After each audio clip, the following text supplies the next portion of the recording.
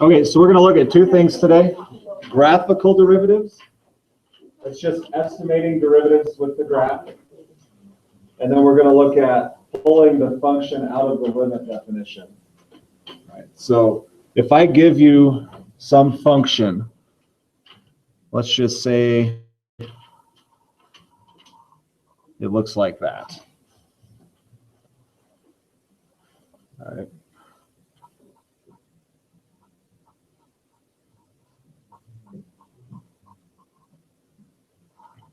There are a lot of,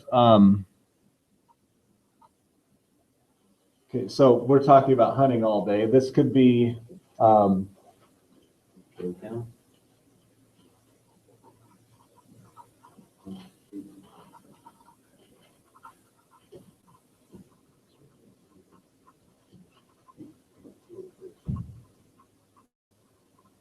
this could be age versus weight of moose antlers, let's say.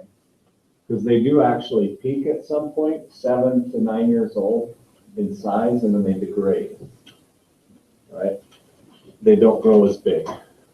So this would be somewhat like that. So we could estimate the weight at any age pretty easily, right? Okay. But what, I could ask a question,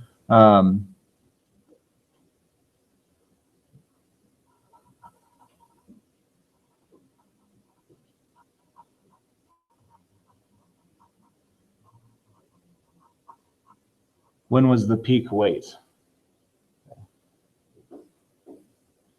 And that would be something in here, right? So about 8 years old. We could ask it a different way.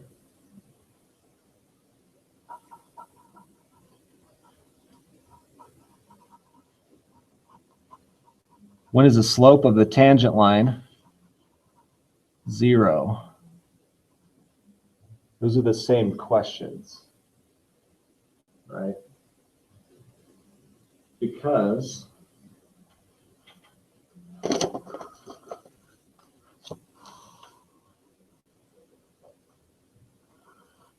slope of that line is going to be just about 0. When it hits a maximum, the slope is 0. Okay.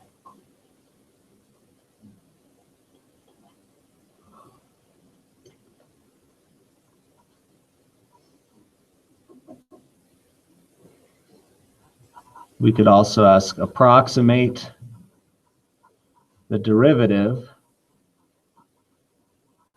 at t equals 2. That would be right here. So you're going to just draw a tangent line at 2, your best estimate.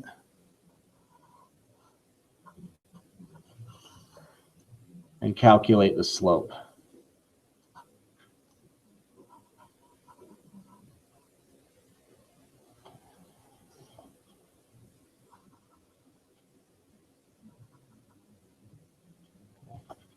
You guys know how to calculate slope?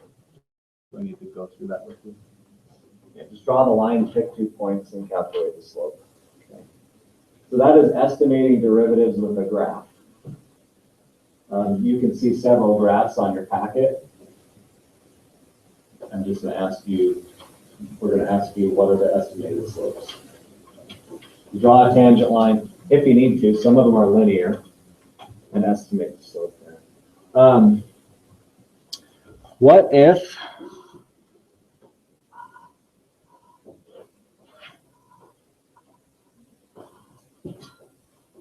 you are asked for the slope at some x value like that one? What are you going to say? What's the derivative? Hey, they're back. Yay. Did you complete it? No. Yours are going to be a while because we did an order, so like the people that are doing the chem test got to go first. And yeah, we're not worried about it. So what would I say? What's the derivative at x? Anybody know? Have a guess? What? Testing. When I left, they were calling people going to do me last night. Sit down. Shut up. Okay, the derivative actually doesn't exist at that point because it's a peak or a point. Okay. So error. If you're a techie,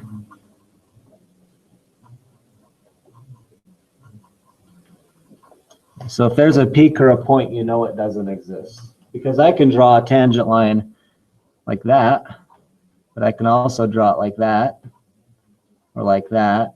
Okay, there's no one tangent line, so we can't say that one actually exists.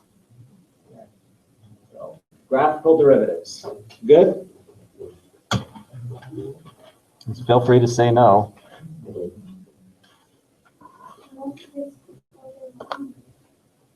No, that's about as hard as it gets, I think. Okay.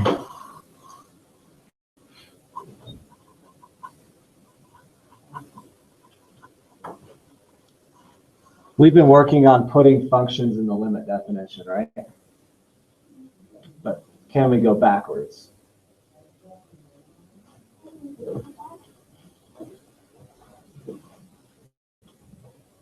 So let me write a limit.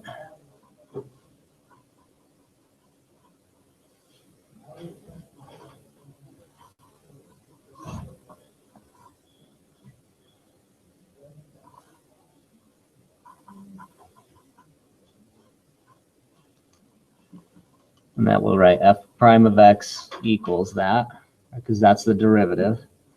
What is f?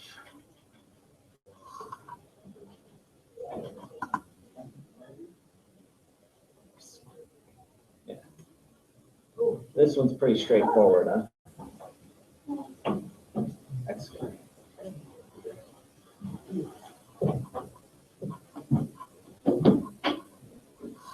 So this is actually how it's presented on the AP Calculus exam most of the time. You're just given a limit, and you're asked to identify the derivative. All right, so we're just identifying the function right now.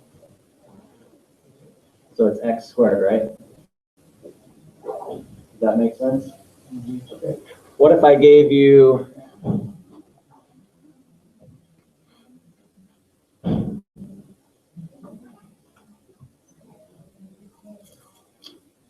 this?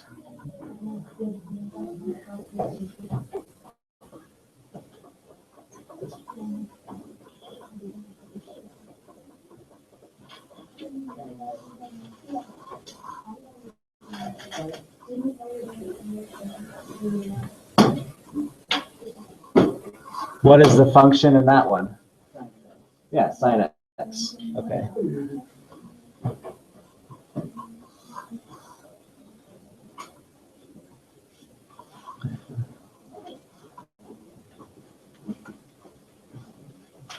Sure, I come over here.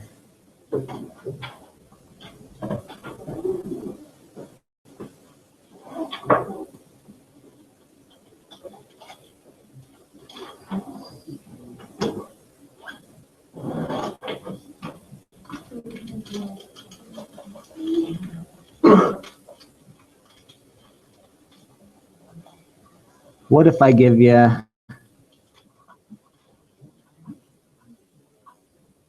that should be h.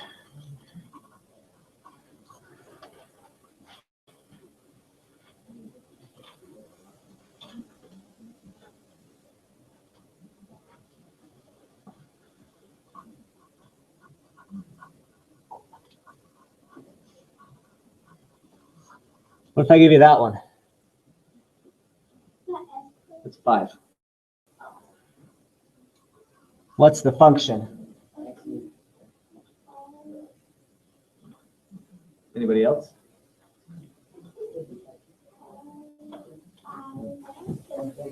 Okay, what is the function though? 5 is in place of the function, so the function would be, and then your x value would be 5, right? So there's another way you might see it with a number plugged in. I'm just asking you to identify the function. The directions on the sheet might be a bit confusing. Each limit represents a derivative f private a. Find f of x and a. So that would be what we just did. Okay. Think you can handle that? This is our last day of derivatives. Okay. Just giving you a slight introduction to them. Bueno? Yeah. Okay. Problems there, 11 through 14.